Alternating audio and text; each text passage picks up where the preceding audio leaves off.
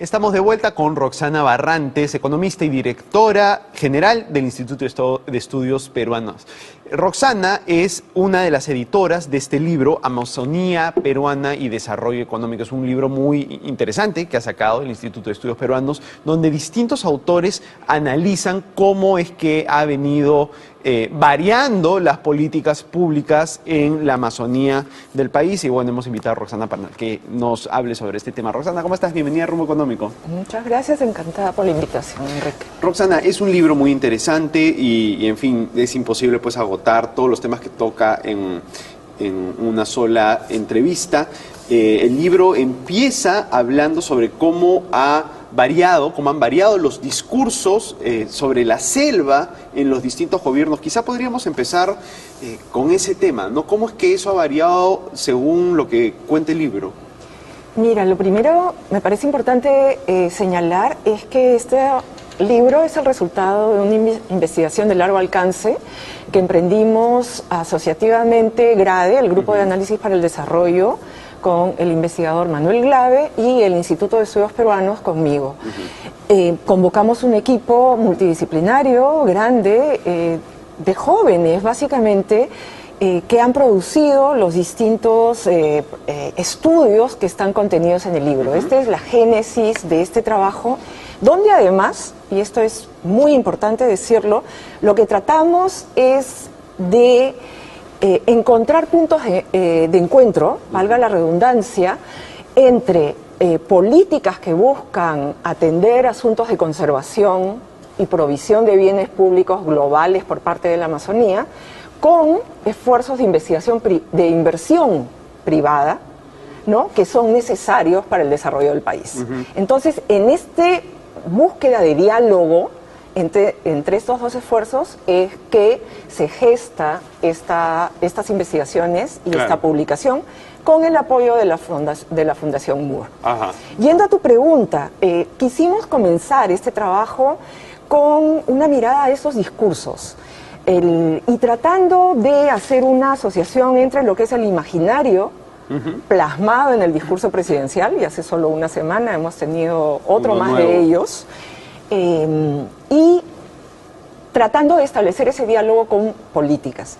Y claro, en 50 años, que es el horizonte de trabajo de la investigación, lo que hemos encontrado es este discurso de Amazonía despoblada por poblar, a un discurso donde es a través de políticas muy específicas, donde no se termina de comprender esta dimensión territorial que tiene la Amazonía y de heterogeneidad de ecosistemas, de gobiernos, de poblaciones. Claro, porque según lo que cuenta el libro, en el primer gobierno de Belaúnde, el discurso respecto de la Amazonía era un discurso colonizador, ¿no? Exacto. Construíamos carreteras para colonizar.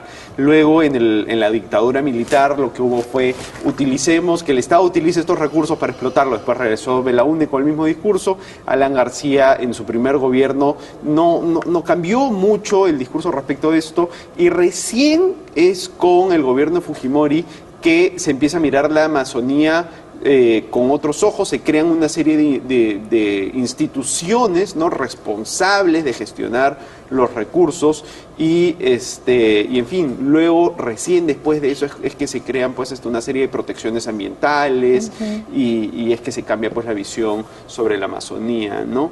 Cuéntanos un poco sobre esto que detalla de manera tan interesante el libro. En el tema de protecciones ambientales me parece bien interesante indicar, así como fueron en su oportunidad toda la legislación, la creación del Ministerio de la Mujer, también ocurrió que respondieron a iniciativas globales. O sea, es en el año 92 que ocurre la primera cumbre de la Tierra en Río, en junio del año 92, y a partir de la preparación de la cumbre y como resultado de lo acordado en la cumbre, es que los diversos gobiernos se comprometen a un conjunto de acciones nacionales. En el Perú, el CONAM, la primera ley del ambiente, etcétera, que ocurren en el Perú en un momento en el 92, los que nos acordamos, nos acordamos de un país prácticamente no solo en quiebra, sino un país destrozado, claro, un gobierno nacional prácticamente inexistente, y es recién a partir del 12 de septiembre del 92 que, con la captura del líder de Sendero Luminoso, comienza a cambiar la visión, comienza a cambiar las políticas, comienzan a cambiar instituciones. Y nos podemos empezar a preocupar por otras cosas. No habían las dos grandes preocupaciones de esa época, la economía, la seguridad. No, una vez que eso se empieza a solucionar, ya podemos mirar hacia otros lados, ¿no? Exactamente, exactamente. Y ahí es donde viene este esfuerzo que algunos dicen que adecuadamente y otros tienen muchas críticas de una visión del desarrollo sobre la base de un crecimiento económico fundamentado en la explotación de recursos naturales. Claro. Y ahí es donde uno vuelve a mirar a la selva, porque efectivamente en el territorio encontramos depósitos importantes de un conjunto de recursos naturales. Ayer nomás TGP ha festejado los 10 años de la llegada del gas natural de Camisea a Lima.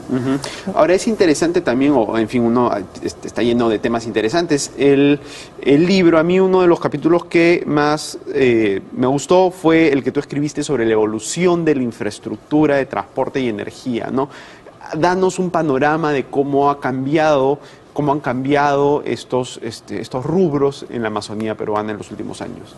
Bueno, es bien interesante. Ahí comienzo con un tema que es preciso destacar y fue destacado por Fabiola Muñoz, directora de CERFOR, en sus comentarios el 25 de julio en la Feria del Libro, que es el drama de la falta de información. Recién en el Perú estamos haciendo un esfuerzo por juntar información. Entonces, en ese capítulo tú notarás un conjunto de vacíos. Claro. Vacíos que tienen que ver con la debilidad del propio Estado peruano de juntar estadísticas. Y claro, uno de los grandes mensajes de ese capítulo es que la inversión en infraestructura de carreteras y de conectividad, o sea, tipo aeropuertos, puertos, etcétera, ha respondido muchísimo al el ímpetu de la explotación de recursos naturales. Claro. Hubo muchísima conectividad cuando se dio todo el boom a fines de los 70 con la exploración de petróleo. Claro. ¿No? Luego, cuando tenemos todo el tema de Camisea, nuevamente otro esfuerzo, pero en el interín como que cae. Por otro lado, carreteras, a raíz de la necesidad de ponernos al día en infraestructura, que sabemos que tenemos grandes brechas, deficiencias, ahí hay un esfuerzo con asociaciones públicas-privadas, los esfuerzos IRSA, que son parte de una iniciativa latinoamericana de conectividad, que están siguiendo, a raíz de que no son pura inversión pública, una dinámica ya por sí mismas, ¿no? Y que se están fomentando todo lo que son las asociaciones público-privadas. Claro. Hay otro tema que recorre todo el libro en sus distintos capítulos, que es las titularidades de las comunidades campesinas sobre la tierra, ¿no? Bueno, ya sabemos pues en qué terminó esto en el gobierno de Alan García. ¿Tú cómo ves el tema? Porque en la época del gobierno de García lo que se buscó hacer, a mi parecer, mucha gente mal informó sobre el tema, pero lo que se buscó hacer es que las comunidades tuviesen, o los individuos de las comunidades tuviesen más poder de decisión sobre la tierra que ocupaban, ¿no? Finalmente, todos sabemos, a raíz del baguazo, el gobierno se tiró para atrás con estas reformas y estamos pues donde estábamos ahora hace 20 años, probablemente respecto a esas titularidades. ¿Cómo ves el tema? Mira, ahí yo le robo una idea que enunciada en los años 90 de mi coeditor Manuel Glave, que es, si tú quieres hacer un desarrollo en el marco liberal, que es la línea de desarrollo en la que estamos inscritos en este momento, tú lo que tienes que hacer es fortalecer los derechos de propiedad comunal. Claro.